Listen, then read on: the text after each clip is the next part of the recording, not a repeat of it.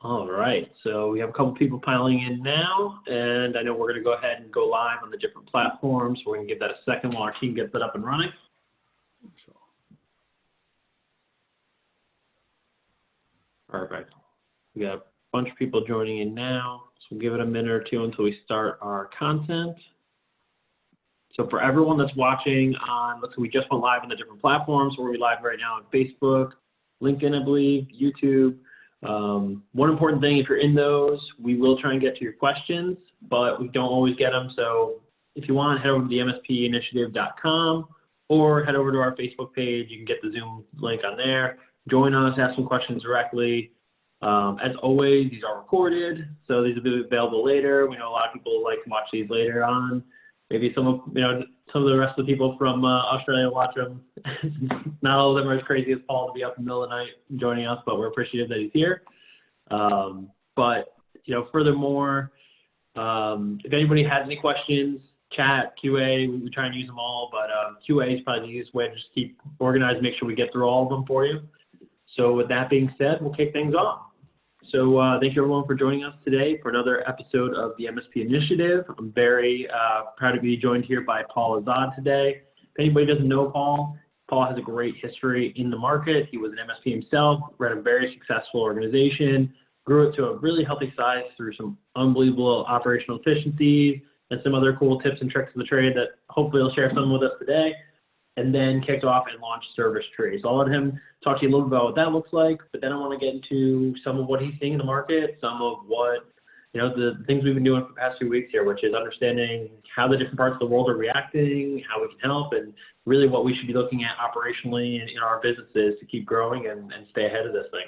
So Paul, I'll let you take a moment to introduce yourself and tell us a little bit more about what you do, and we'll go from there. Sure. My name is Paul Azad. I started my MSP back in 2000. So I've been a long time MSP, and we went through a lot of the growth pains and the fun of being an MSP over that sort of 20-year period.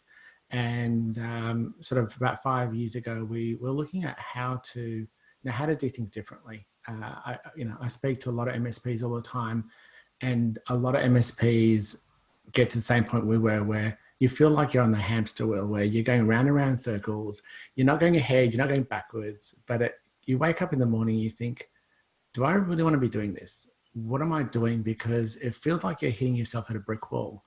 And it's interesting because some MSPs talk about this sort of financial, the ceiling, right? They talk about that there's a line in the sand at around $2 million, and there's a line in the sand at $4 million, where an MSP gets to that point and doesn't get past it.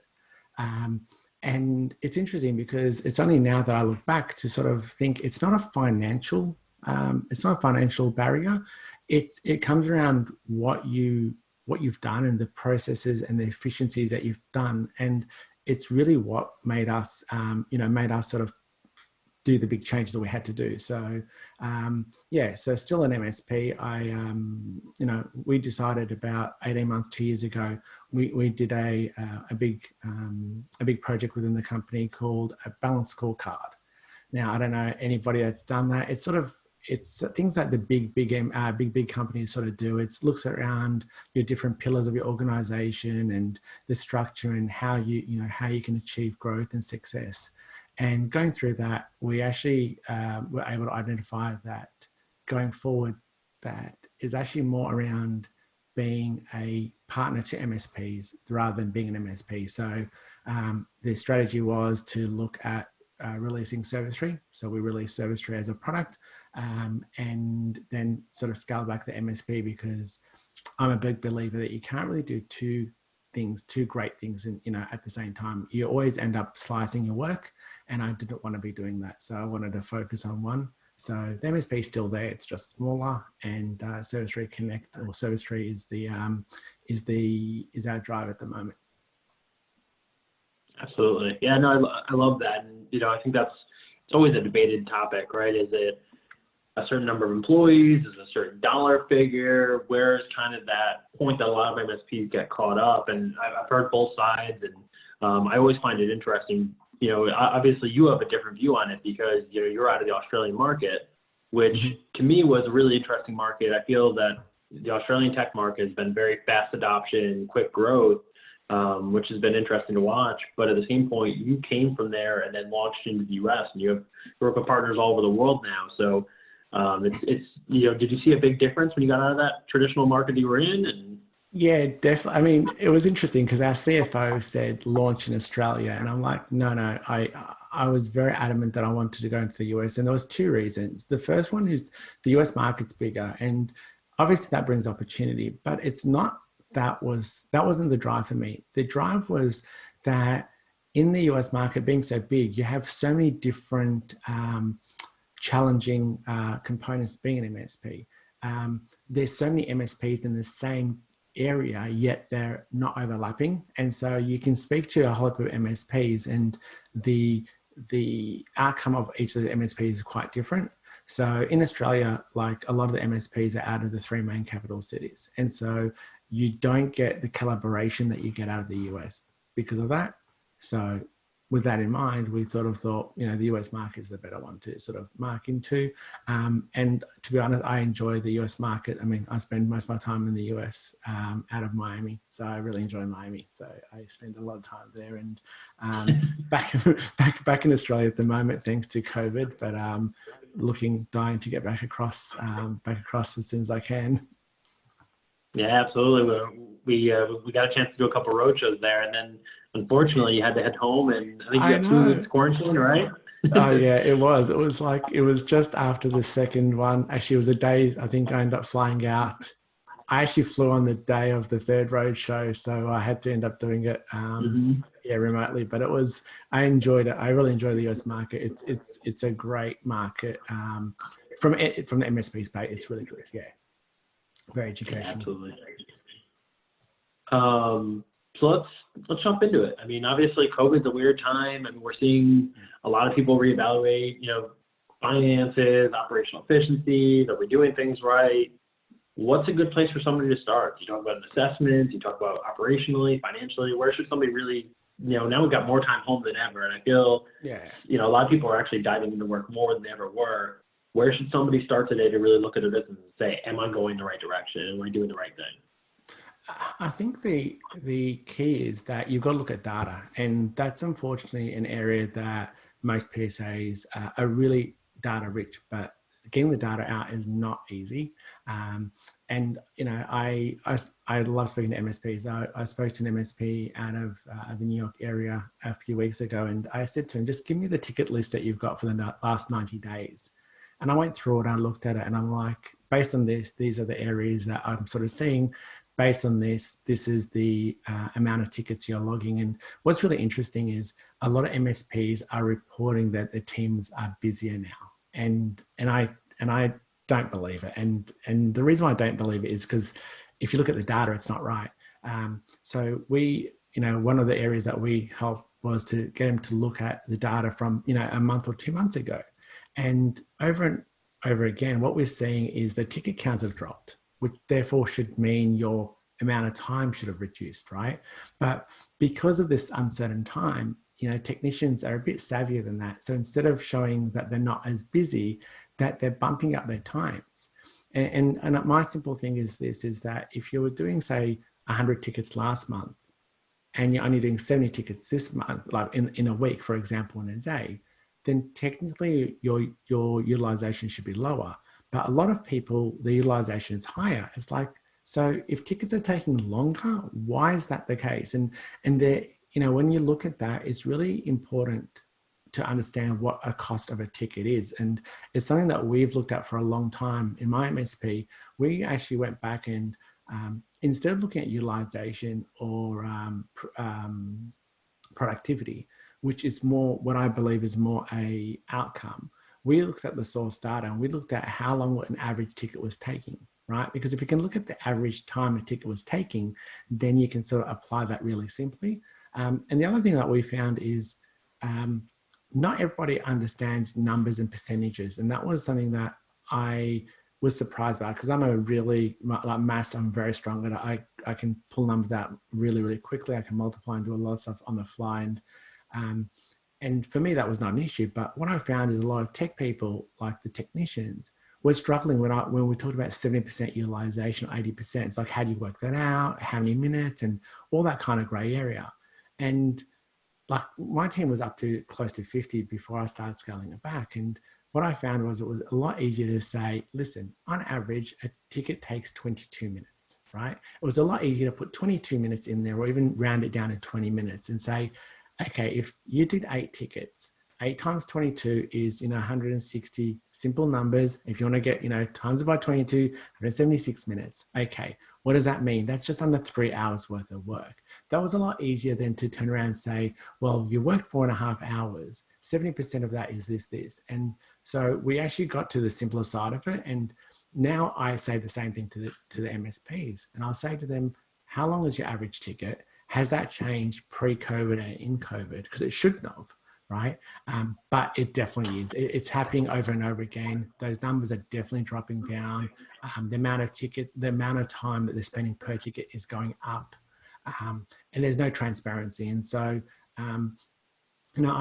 it's got to be a win-win, right? And unfortunately, a lot of MSPs are doing, some MSPs are sort of saying, our sales are down or our monthly recurring is down. We're just going to cut staff. They've also got to be aware that when things start picking up again, it's not going to be easy to pull those teams back in, right? So there's going to be a ramp up period. The good people are going to be gone. But then the other hand is you've got a lot of MSPs that are just holding on to their people with no consideration at what's that going to impact to their financial bottom line. Because at the end of it, if you look at the numbers, it really shows that on average, the tickets are down. So we need to adjust our team count based on that number and be mindful of that. Absolutely. So, I know we kind of brainstormed before this, but a couple different things that might be good points for MSPs to look at. What would you say is the average cost per tech, and how is that going to change during the virus? Okay, so what we sort of see is that based on a 22-minute average ticket, it's costing about $13 a ticket, right? So it's really interesting when people turn around and say, how did you work that out? So before my MSP, I used to work in fast food, and something that we learned there is everything equates to some form of transaction. So in fast food, they talk about average, speed of service, how long it takes per transaction, dollar per man hour. So how many dollars worth of burgers or chips you're selling for how many labor hours. And so they're really simple concepts. And that's how McDonald's, KFC are able to scale and grow to the size they are. So we sort of applied that sort of that thought process into an MSP. And so, at the pre-COVID, an average ticket is about $13, right? Unfortunately, in COVID, it's actually costing a lot more because of the inefficiencies and people are not keeping an eye on it. And then the reason why it's really important to understand the cost of a ticket, then you want to understand how many tickets each endpoint is logging a month. And then you multiply the numbers and you can work out what your cost is. And so, I don't know. I can't fathom when I speak to MSPs and they don't track their ticket count or the utilization. I'm like, and I always relate it back to food. I'm like, okay, can you just imagine McDonald's? Yeah. And it doesn't matter which brand. Can you imagine McDonald's and they don't care about how much a slice of bread or cheese costs them, right? And you go, well, no. And most businesses, if you were to start a new business today, right, just say it's going to be Alec Burgers on the corner down the road, you're not going to start that and say, I'm going to start a new restaurant today. And based on the guy on this corner, he's selling burgers for $5. This one's selling it for $6. I'm going to sell it for $5.50. You'd never do that. You'd go, okay, the rent is going to cost me this. The insurance is going to cost me this. I'm going to need this much labor, this much cheese, whatever. I need to sell 1,000 burgers at this price point. Is it going to be profitable? But in our MSP world, most MSPs don't do any of those calculations. And then they hope that they look at their P&L and go, hey, I'm profitable or not. And for me, it's like, guys, it's not easy, but it's very calculated, right? So you can work this out before time and say, well, based on this is what we can do. This is our, the cost of a ticket. And what does that mean to my business? Because profitability isn't the name of the game. It's definitely a strong component of being in business. But if you're not profitable, you can't invest in your people. You can't invest in your tools. You know, I keep an eye on Reddit all the time, and some of the posts I sort of see is, oh, you know, I'm not going to buy this tool. I'm not buying this RMM. It's expensive. I'm looking for a free version. And I'm like, free, there's a place and time for free, but it's not in business because there's always a cost. And so it doesn't matter if it's from a phone system, from an RMM, from a ticketing platform. You got to understand what is the cost of free and put your money where it counts. But a lot of these MSPs are looking for free because they don't know where the money's coming and, more importantly, where it's going.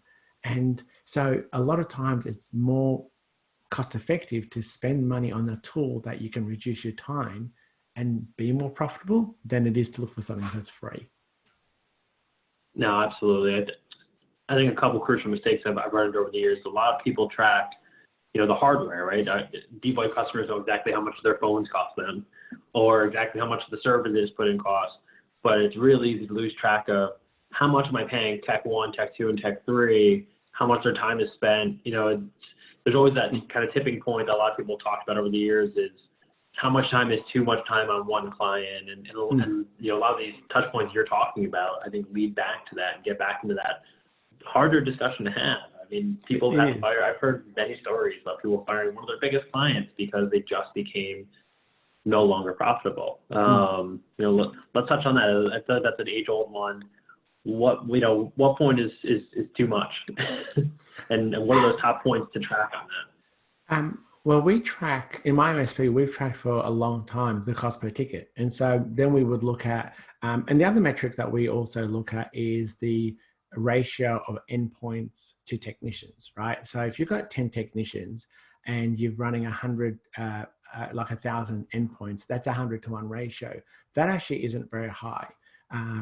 Under 120, 130 is actually quite low, and the consequence of that means that you're not, your gross margin on per endpoint is not there, which therefore means that you are going to be those kind of organizations that run into the problem of, I need to look for free software, cheaper options, right?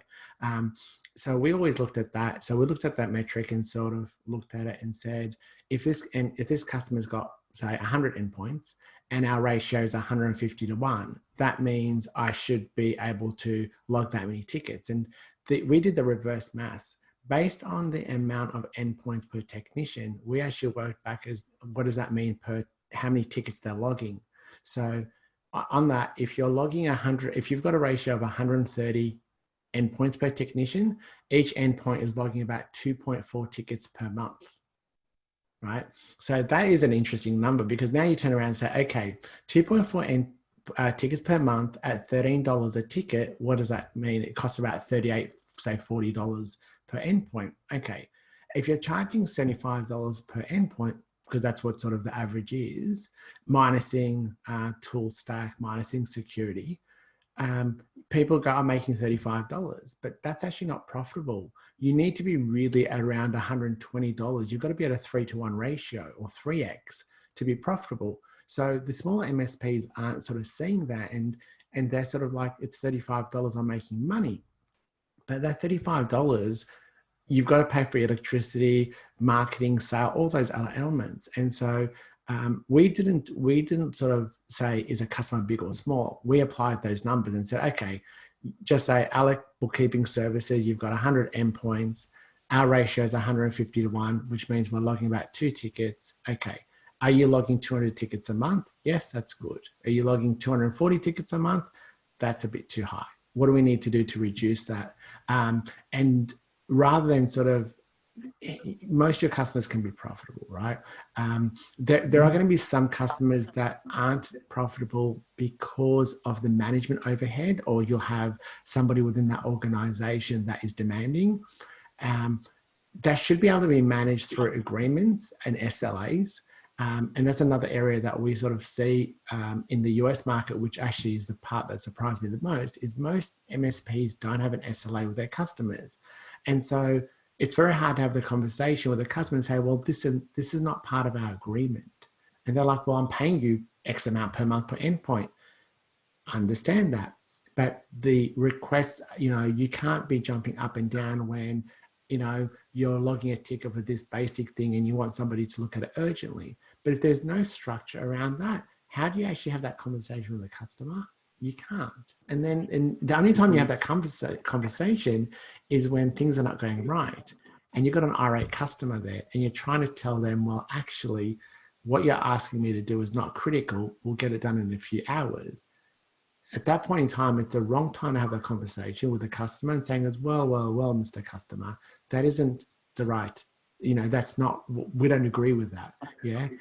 It's, sort of that sort of thing is, don't wait till it's broken to have that conversation. Wait till before it's broken and say, listen, so yeah, I suppose, circling back to the original question, is their customers too big or too small? We've looked after big and small. I think it's if you know your data, which is the key, you can have that conversation and sort of say, maybe it's not profitable, and if it's not, why? Yeah. So at least you don't burn a customer or annoy a customer with no learnings from it. Yeah, absolutely. So we did have a couple questions come through from that. So it looks like people like that topic. First one was says it's an anonymous attendee, but when you talk about how many tickets or resources logging, are you referring to closed or open tickets? It shouldn't really matter, right? Because at the end of the day, the aim of the game is to open at complete, right? Like and I'll go back to fast food.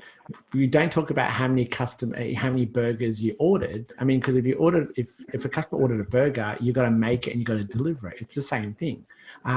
But the more efficient MSPs are generally going to find different people creating tickets to the ones that work and complete them, right? And the thing that we've sort of noticed in the bigger sample, data based on speaking to a lot of MSPs, what I've actually found is that there is 3 different groups of MSPs, right? You have the smaller MSP. Generally, it's the under 10 technicians, right? And those are the MSPs that we find their culture is let their technicians enjoy what they're doing. We don't want to police them. We want them to enjoy what they're doing. Let them do any ticket, anytime kind of stuff. Now, those MSPs, what we find is their utilization is lower. We find that their technician or device to technician is under 120. It's generally under 100. We find their utilization is lower. We find, and for them, culture is, I want everybody to be happy. I want Alec, here's my techie, I want to be happy. I want Michael to be happy. I want them to, enjoy what they're doing. That's great. Then we find the sort of the medium-sized ones, which is generally the 10 to 20. And these numbers are not black and white, but it's really interesting that we see over and over again. They're the MSPs that now have a dispatcher that they try to have somebody doing level 1 tickets or tier 1 tickets as they come in. They're the kind of MSPs that have some structure in place, and their culture is around structure. Like they're trying to put, they still want their people to be happy, but there is more like, have fun and let's work through issues together. So let's peer. So if Paul doesn't know how to do it, get Alec to help him and let's work together. And their utilization is sort of that 70%, maybe even 65%. And the third thing we see with that one is their ratio is about 130 to about 150 to 1. So 10 technicians or 20 technicians, they're doing about 2,500 endpoints. The more mature ones, and once again, it doesn't have to be size, but as the business maturity happens, that's when they sort of get to these points in life and go, that's where the maturity comes into it. But the more mature MSPs are the ones that have a level 1 technician just doing the level 1 work or the tier 1 work. Tickets come in, they're dispatched, and sometimes they even have pods of people, like they'll have, pods for different verticals or so forth. I'm going to leave that aside because I'm a big believer that that's not, and I've seen it, we tried it, so I'm going to leave that one aside. So, but they're generally going to be the MSPs that have got the structure and they're able to achieve more. The utilization is higher, their profitability is higher, And it all matches in. So I think it's really important to understand that. And based on the size of MSP, it really is very obvious as to why these MSPs are so. And you know what I mentioned before, that sort of $2 million or $4 million, the line in the sand, it actually does equate to the size of their business, because based on 10 technicians, you're really going to be bringing in about $200,000 per tech. So that's about $2 million. So those numbers actually, it's really like, it's funny, because when I didn't look at it from that angle, I was just looking at data. I was looking at the people I was speaking to. I was just looking at taking note of what is the challenges, and the numbers just started, it just sort of just matched all in. And I was like, this is really freaky, but yeah. So. Yeah, absolutely. No, it's always interesting to watch those, especially for you, because you've seen so many different businesses, their books, where their numbers are at. So it's cool to see those correlations you can draw from it. Mm-hmm. So we did have another one that came through. It says, so why does the cost per ticket per endpoint go up during the COVID time? It shouldn't go up, but it's the utilization's going down, right? So what's happening is the utilization's going down, and the utilization's not really going down, but it is going down. So a few weeks ago, about a month ago, I spoke to an MSP, and this was about 2 weeks after everybody, started working from home. And I was talking to him, and I said to him, how's it all going? And he said, it's really busy. It's cool. And I said, what's your team's utilization? And he said, it's improved. And I'm like, okay, that's interesting. Is your tickets gone up? And he said, no, our tickets went up, but now that everybody's on the VPNs and all that kind of stuff. I'm like, okay. And I said, why do you think, like, what happened? And he goes, no, our team's utilization's gone up. We're always sitting around 70. Now we're sitting at 75, 80%. I said, okay. So we kept talking. And while we're talking, he looked at his numbers, and I said, so how many tickets did you do? And he told me how many tickets he'd logged that last week. And then I asked him to look back to 6 weeks ago, and the ticket came down. The tickets actually had come down, but his utilization of his team had gone up. And I said to him, like, are you predominantly an on-site MSP, right? Because if you're used to doing stuff on site, it's doing things remotely, if you're not used to remotely, can be hard, because you've got to do the thinking for the person. And anyway, because no, a high majority of our work is remote. I said, okay. I said, so if your tickets have gone down, but your utilization's gone up, that's telling me something's not right. That's telling me that your numbers are being fudged by your team, right? I said, I'll be honest. What's telling me is that your team are identifying that if they're not busy, that there's a chance that their position's going to be made redundant, right? Because I said, you've got to be really mindful of this. Is you've got to work through a team, maybe have, take 1 or 2 days off per person per week, so you can keep your team if you need them. I said, but you've got to be mindful of this, because you're not going to be able to last financially on the other side of this, because based on the numbers I did, his cost of tickets was up by 28%, because his tickets has gone down and his utilization had gone up. I'm like, so back to that question, that's why the cost is going up. It shouldn't be going up, but it is because of this. And then we look at other MSPs, they're looking at, how do I reduce the cost of my team? It's like, our labor is our most expensive part of our business, right? It's really simple. Yeah. If I'm paying 40 hours of something, which is called labor, every week. Yeah. You mentioned it before that MSPs stock take their hardware, like you said, right, in VoIP, but they don't stock take their labor, because it's very hard. But if you had to, I used this example before. I said, if everyone on your team had to come to you every hour and give you, like, you take something off your bookshelf and give it to him, and that's 1 hour of labor, like it's stock, you'd be very mindful saying, oh, I'm going to pay you another $30. Do I have enough work for you? But it's like this as a service model. Labor is invisible in most cases. And so we don't track it. Working from home just blows that out of the water, because we don't have visibility. A lot of people aren't seeing their ticket numbers until the end of the day. We've got to be very careful, right? We've got to stay in business. it's the right thing for us to do. It's for our family, but it's also more important for the rest of our team. You know, sometimes you have to lose one or two of your team to keep everyone else employed than to be out of business and have nobody employed. Absolutely. So on that, you talked about, tracking it and kind of frequency of tracking it. As you know, as a business owner, you are a numbers guy. You are clearly analytical. A, are you watching dashboards, or is this, or B, or is this more reporting setup? And if it's reporting, how often as a business owner should I be getting those numbers and analyzing them in kind of a light touch and a heavy touch fashion? Yeah, I'll go back to fast food, right? It's funny how much of what I say is just like fast food. And I wrote a blog about a year ago at what's the similarities between fast food and an MSP, and there's a lot of them. It's too late. If it's at the end of the day, it is too late. Like we, in our MSP, we had a dashboard, and ServiceTree actually has a dashboard. That is the main screen. It shows every ticket that person's in right now. They can't change the numbers. They can't fudge them. They can't backdate the work. So we changed that because as a technician, if I open a ticket 3 hours later because I'm now putting my time entry in, there's a high chance that I'm going to get those numbers wrong. I mean, as a tech, I'm thinking about 1,000 things. The fact that I started that ticket at 1:36 is not one of those things, right? So at 5 o'clock when I'm finishing up for the day, I'll go, I worked on that ticket between 1:30 and 2 o'clock, and everything's rounded. So the data has to be live.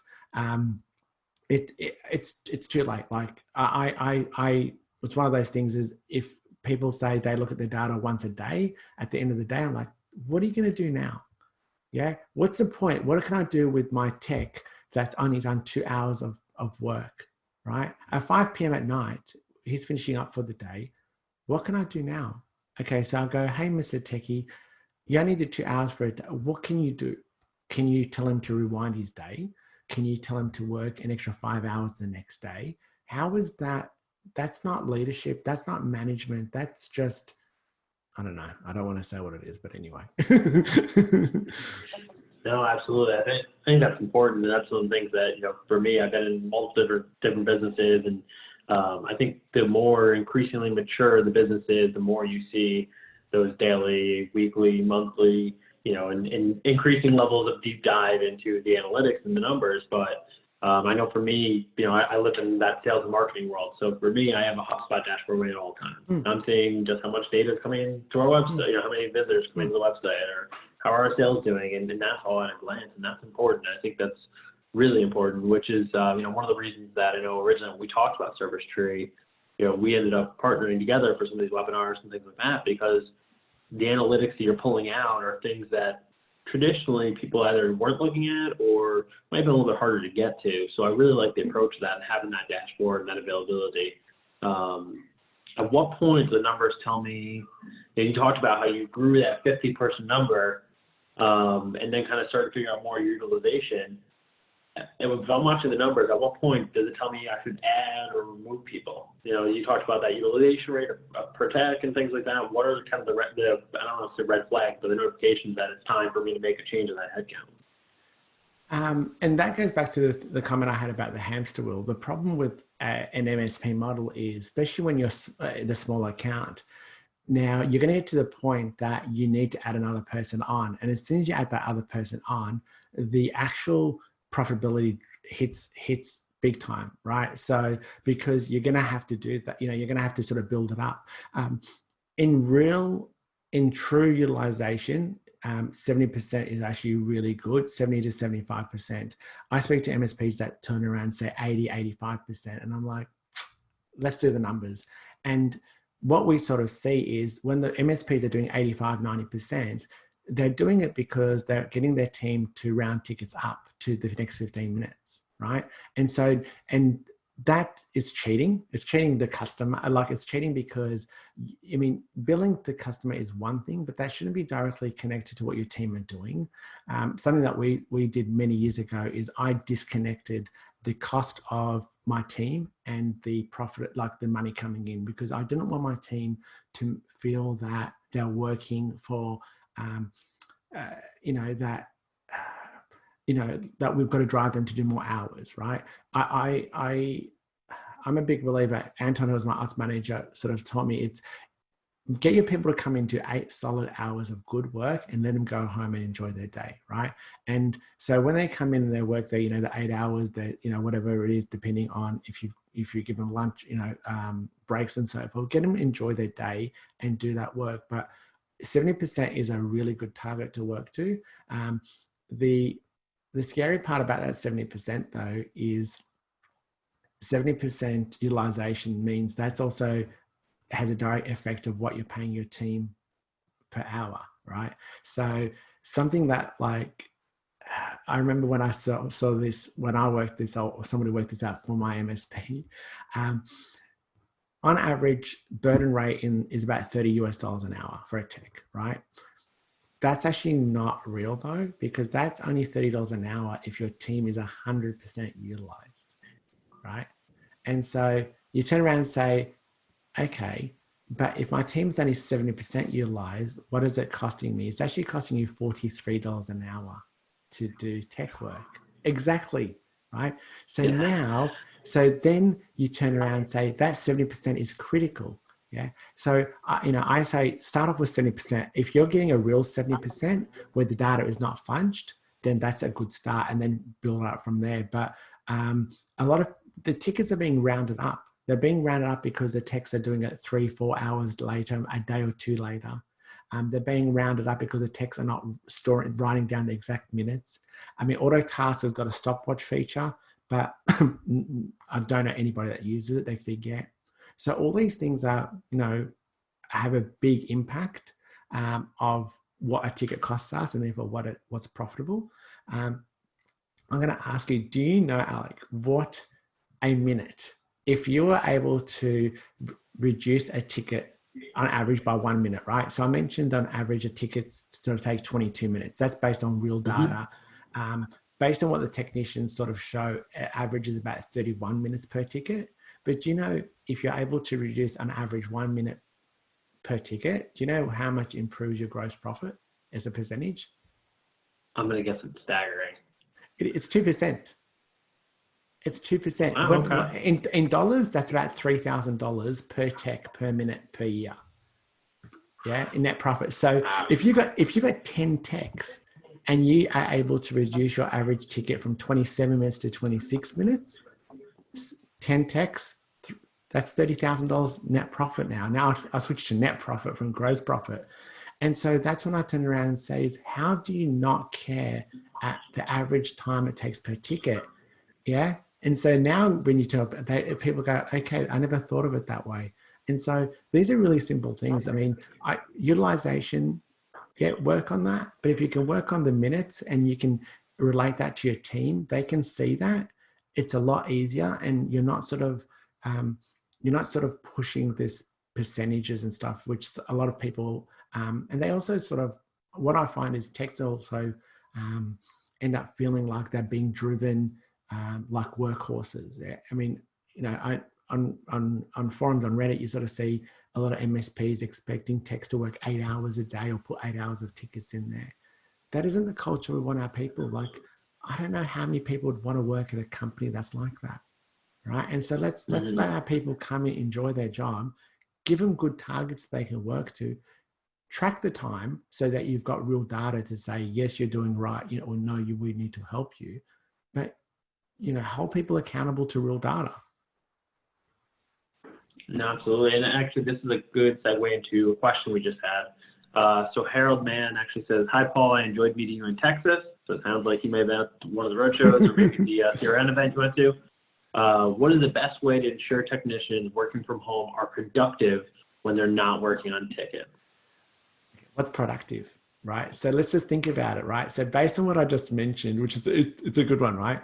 We're paying our people $43 an hour to work on tech work. So just consider that.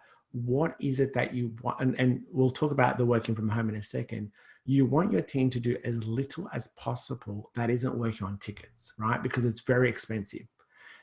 Now that you're adding the part of working from home, you've got to put a dollar sign next to everything that you want them to do. That's not for them to worry about, but sort of say is, listen, don't just expect them to do stuff and then you to go, that was great. you know, value everything they do, right? I use something, I work out value is experience divided by cost. If the cost is $30 an hour loaded, right, then what they've got to do something that's, you know, for the value to be there, they've got to do something that's worth it. Don't get them just to go through IT glue and clean up documentation. Okay, tell me what success looks like there. Yeah, what is successful at cleaning IT glue? What are you going to do? Are you going to update all the document? Tell me what that is. So making sure that they're busy, I think, is less relevant as making sure that they're adding value to your organization, especially now, right?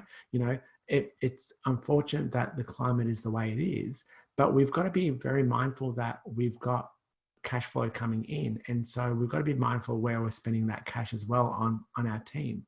So I actually would be, documentation is one that everybody falls back to. I'm gonna throw a spanner in the works on that one and say technicians are generally not good document writers, right? They're not, and that's why I'm a techie, and the reason why, if you look at most IT glue, and you know, it doesn't matter what the platform is, I'll just use IT glue. You know, it doesn't matter if it's SharePoint, it doesn't matter if it's Notepad, right? The reason why most documentation is not awesome is because we get text to write them, yeah, and there's something called DISC profiles, and something that I was fortunate enough to learn about, you know, over the last 20 years, and more so in the last 5 or 6. Generally, your technicians are going to be an S profile, which is a steady. They don't have attention to detail, and they're not generally people that follow process and procedure and are methodical in that way. Okay, keep that in mind. And now we're telling them to write documentation. That's like saying is get somebody that's really crappy at cooking and get them to write a cookbook. Okay, that's not going to be successful, right? So I would really consider not getting your techs to do that.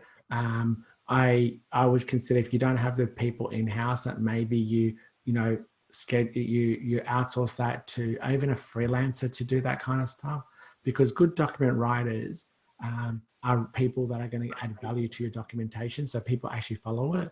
A lot of times people don't follow documentation because it's not right, or it's oblivious to what they're trying to achieve. I know that might not be maybe not what you want to be hearing, but I actually wouldn't be getting them to do work.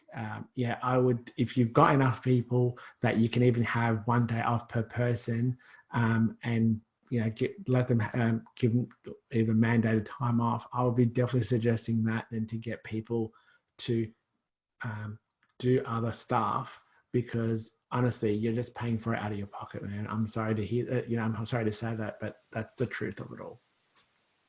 Yeah, absolutely. We, you know, that documentation getting touched up, we definitely just heard what 1 minute could save you dollar-wise on the year. So definitely important. We did have 2 more questions came through. Well, it's kind of a 2-part question. So obviously you talked a lot about the numbers, kind of what things look like in the industry, and then, you know, the shift we've taken through COVID. What's your outlook for Q3, Q4? Do you feel like the math is going to bounce back to where it was pre-COVID? And then if you don't feel like it is, when do you think it will kind of return to that? Okay, so I'm a techie. I've been in the MSP space. So I will sort of say my view on the world is going to be, it's going to come back. And I'll talk about the US market more than anywhere else. It's going to come back. I don't think it, like everyone is saying, I don't think it's going to come back anywhere near what we all want. The cost of us doing business is going to go up if we don't manage our costs, right? And I'll go back to it. Our biggest cost in our business is our people. They're also our biggest asset, right? So and it is harder for smaller, you know, MSPs to sort of say, listen, I've only got 3 people, I can't get rid of one. You've got to work that out. But if you've got one extra resource, you're paying for a friend.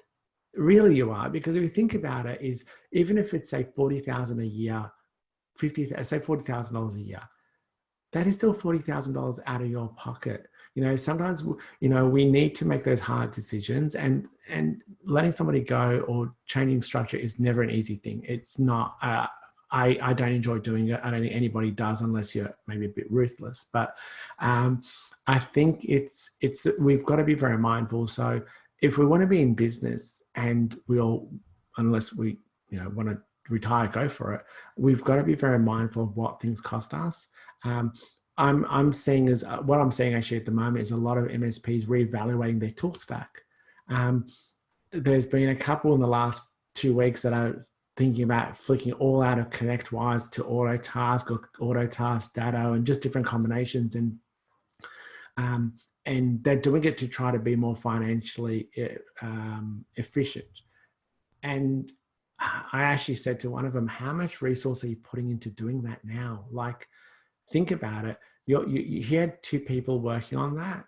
I'm like, the amount of cost that you're going to be doing to do that, is it really going to be more financially, like, think about it. If you had those 2 people take 2 weeks off or 3 weeks, or however many weeks you spent doing that, think about that. That is going to be like $10,000, $20,000 it's costing you to get you to change platforms.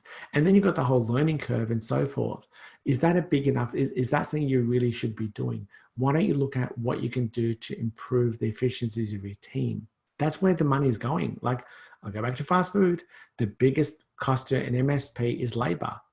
No different to fast food. So why don't we be more agile about that? And, having accountability of what our people are doing, having dashboards that show the data as it's happening. These are what we need to do. Don't think a tool's going to fix that problem, right? So is the market going to, is the cost of it? It's definitely going to be more costly. Some MSPs are going to struggle because they've got big spaces that they're renting or leasing out, that they needed maybe 20 people that only need 10 or 15. The MSPs I'm talking about are generally expecting a 30% haircut. Somebody said that the other day. They said, we're expecting a 30% haircut. I'm like, that's a nice way of saying it. So expect that, and I think that's a pretty good guess, unless you're in specific verticals that are either impacted a lot more or impacted a lot less. I think 30% is realistic for the next 12, 18 months. Okay.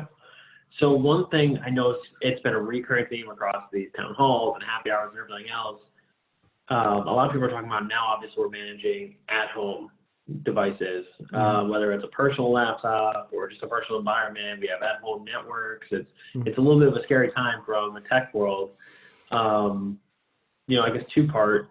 Is there anything we should talk about or think about on that side? And then, we're talking about going back to work and things getting back to normal, but there is a lot of, back end thought of, we're going to see another wave of this virus, and we very well might likely have to go back to working from home again in the future. So if that happens, should the MSPs be thinking about adding that as a line of service? Should they be adding that at-home service? And if so, what are some really important numbers to think about before I just jump into that pool? Oh, yeah. Well, to be honest, I'll go back to what I mentioned before. If you don't have an SLA, what are you measuring, right? And this is really like, vagueness is what nobody likes, right? We all it's a human thing for us to like specificity, and it's for us to like predictability, right? That's why we sell this whole flat rate model, right? Predictable pricing. The problem that we have is if we're not clear to our customers what we're supporting, that goes out the door, right? And so all of a sudden, you're now supporting a device that was in a structured environment in the workplace, in the company. You've now taken that device and taken it home, and now you're supporting it. Support cost is going to go up because at the time they're not going to be able to do that ticket on average in 22 minutes, right? So you've got, and on the second hit, your customers saying is, we need you to reduce our cost, but really it's costing you more now than before. So if you don't have, don't go with a sledgehammer and create contracts that are really, very restrictive. But you should have an SLA in place that says, this is what we support. In my MSP, we supported devices. We knew that you had these 32 devices. That's what we supported, right? The users it's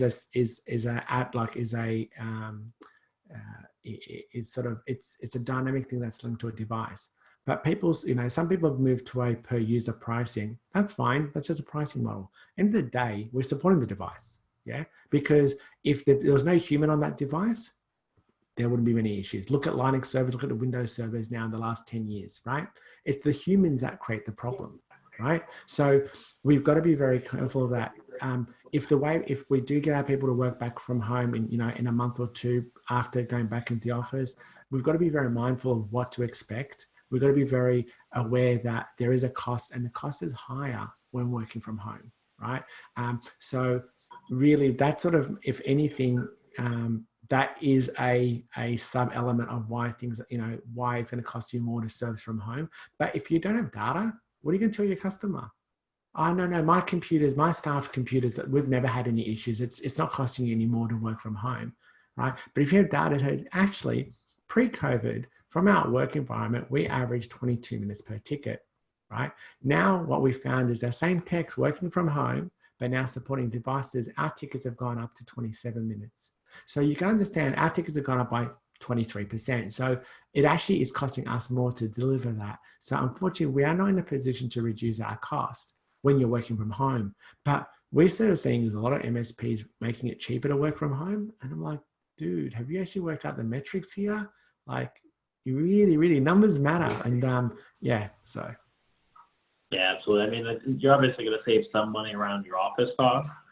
And, just things like coffee and things like that, and that's great. But when we look at scary facts like what subtracting or adding a minute on that ticket time can mean for your business, that the cost of you saving the coffee bill every month is going to quickly get outweighed. So I think it's important to look at that. The example I used of that, putting the book back on the shelf, every labor is 1 hour, one book, right? Think about it. 40 hours, and we're saying is we want our team, and I'm saying is 70% is a good utilization. Like really it should be 75, 80, but anyway, 30% is 12 hours. So each week your team is not doing ticket work for 12 hours. Let's just do $30 an hour. Let's forget the 43, $360 every week. How many cups of coffee per tech per week have you bought? Yeah. Like if you do those numbers, and this is why it's so important to do those numbers, just to go like, I remember there was a movie where, everybody was walking, there was a symbol over their head. I can't remember, I'm not a movies person, but there was when he was looking through these sort of like, HUD display, and there was a timer. I can't remember the movie, but there was like a countdown of how many minutes before that person passes away. As I said, I can't remember the movie. Yeah, I remember that. Yeah. You know what I mean? But think about it that way. Everything that your team does, there's a dollar sign over it. And if you're able to identify that and be aware of it, then you can make decisions.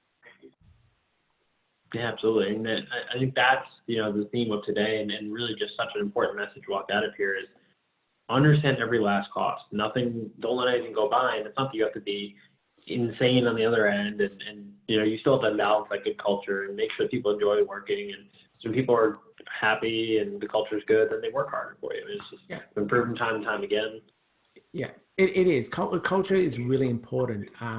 But I sort of see people using the word culture as sort of like it's something that's intangible, true, but they throw it as a Band-Aid or as a joker or, get away with card. Or that's why I run my business this way, because of my culture. Or time and time again, it's my people. I've got the best people. Really? Like every other MSP doesn't say that? Really? Like, did you breed your own people? Right? So it's the culture that we're really talking about. That's what makes our MSP great. But we've got to make sure we invest in that culture. And I'm sort of, I think I'll go back to that point about the 3 different size MSPs. And I'll use an example of the experience we have, right? Because at the end of the day, we've got to put ourselves on the other side, right? Be the customer and see what the experience is. Like another MSP that is changing platforms. They're moving from Continuum. They're going to bring it in-house, and they're going to start using ServiceTree Connect to make it easier for them. And in Continuum, they use chat support, and they were thinking about using chat support in-house. And I said to him, why?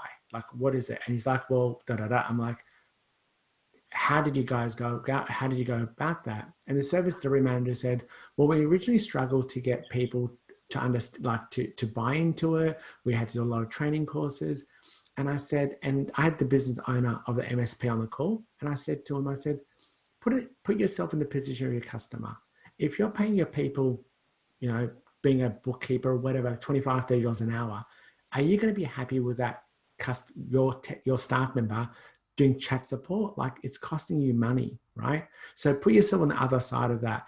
And then I said, think about this. You've got a mobile phone from, say, T-Mobile. Okay, that's fine. If you had a line item on your bill, $5 for support, would you accept anything but proper support? You wouldn't. Would you accept chat support? No.